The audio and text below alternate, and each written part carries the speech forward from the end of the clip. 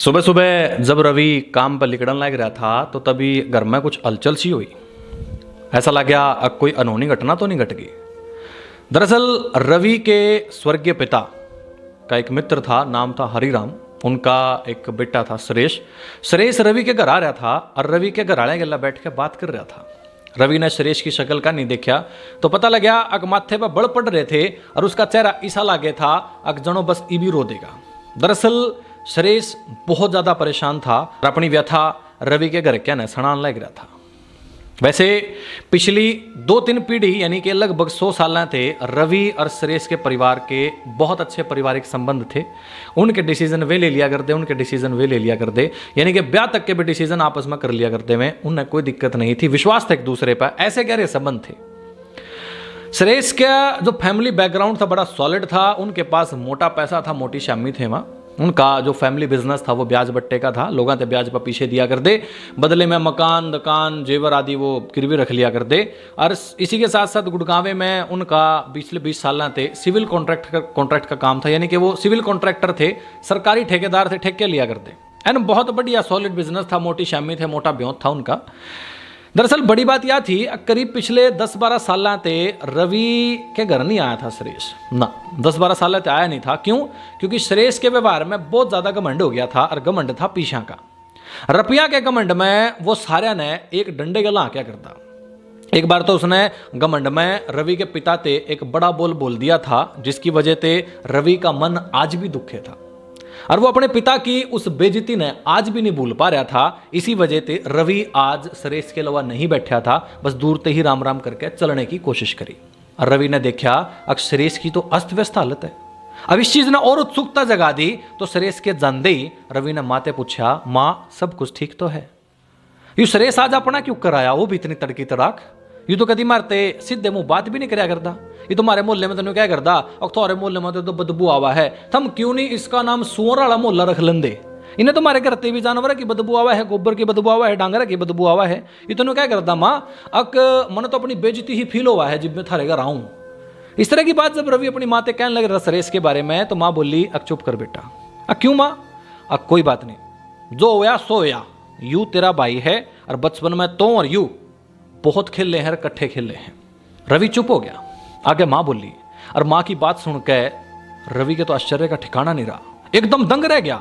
माँ बोली, बेटा सुरेश पिछले 5 साल में शेयर बाजार में बुरी तरह बर्बाद हो लिया। सुरेश के लगभग 20 करोड़ रुपए सवा हो गए, यानी कि सुरेश 20 करोड़ के तड़ा लिया। नगर निगम के जो कॉन्ट्रैक्ट इसने लिए थे उसने पूरे तो कर दिए, लेकिन उस काम की पेमेंट कमिश्नर ने रुकवा दी, जिसकी वजह से इसने एक बहुत बड़ा झटका लग गया। बाकी काम चलाने खातर इसने मार्केट पर थे ब्याज में 40 लाख रुपये ठाने पड़े और ईब वह 40 लाख रुपये उनका ब्याज बढ़ते आज 70 लाख हो लिया है। और 70 लाख चुगाने की इसमें हिम्मत नहीं थी तो 13 सेक्टर वाली वो बड़ी सी कोठी नहीं है अकहामा बेच दी। वह बेच दी और फिर जाके इसने अपने 70 लाख रुपए चुगाए हैं। अभी भी इसके ऊपर कर्जा बाकी है, इसकी हालत पतली है। ये सब सुनकर रवि ने एक बहुत बड़ा झटका लगा कि यार थोड़े दिन पहले तो मैंने सुरेश सफेद कुर्ते पजामे में काला चश्मा लाए फॉर्चूनर में सिगरेट के छल्ले छोड़ दो या देखा था, अरे मैं सुनने की चैन भी थे इसके। लेकिन आज रवि ने पता लगने लग रहा था कि सारा कुछ तो उस मार्केट के बही खाते में लिख रहा था। यो अमीरी का तो सिर्फ एक झूठा दिखावा था। लेकिन मां ने जो आगे रवि ने बताया वो इन सारे झटकिया में सबसे बड़ा झटका था, जिस वजह से मैं भी आपने यह बात बताने के लिए मजबूर हूं। मां ने बताया आज तक लगभग 50 साल पहले एक गरीब बुढ़ी लगाई थे इस सुरेश के पिता ने 40 रुपये दारे दिए थे और उसके बदले में बुढ़िया पते चांदी की मोटी पायल झुमके चैन गिरवी रखवा लिए थे। अरे भाई तेने क्या बताऊं, उस बुढ़ी ने खून पसीना एक करके 3-4 साल में 40 रुपये ब्याज सहित वापिस कर दिए थे। लेकिन सुरेश के पिताजी के मन में बेईमानी आ गई और उस बुढ़ी लगाई को झूठे हिसाब किताब बता के जबरन ब्याज बढ़ाता रहा और पीछे वसूलता रहा और उसकी टूम देने ते लगभग मुकर गया। कुछ महीने तक तो वह बेचारी बुढ़ी लगाई लोगों के ऐडे खाती रही। लोगों ने कहती रही फलाने ने समझा दो, फलाने ने कह दो क्यों बुढ़ी लगाई ने सतावा है। कई बार मिन्नत करी उसने सुरेश के पिता ते एक दे दो मेरी टूम, मैंने अपनी छोरी ते देनी है। लेकिन सुरेश के पिता में तो बेईमानी और लालच आ रहा था। बेटा उस बूढ़ी लगाई की एक बेटी थी जिसका आगे एक छोरी हुई, वो छोरी भी बेचारी 6 महीने में गुजर गई। इतना सारा संघर्ष, इतने सारे दुख उस बूढ़ी लगाई की जिंदगी में थे। और पर ने सुरेश के बाप टसते मस नहीं हो रहा था, उसमें लालच भरया पड़ा था, लालच का भूत सवार था। वह बेचारी सुरेश के पिता के आगे बहुत गड़गड़ांदी, बहुत गड़गड़ांदी, रोंदी, उसके बारणे में पड़ी रंदी। लेकिन ना कुछ नहीं फर्क पड़े था सुरेश के पिता पे। और उनसे दूसरे लोग थे, वह लालच या दबाव के चक्कर में सेठ कान्नी की बोलिया कर दे, वह लगाई ना धमका दिया कर दे उस बुढ़िया ने।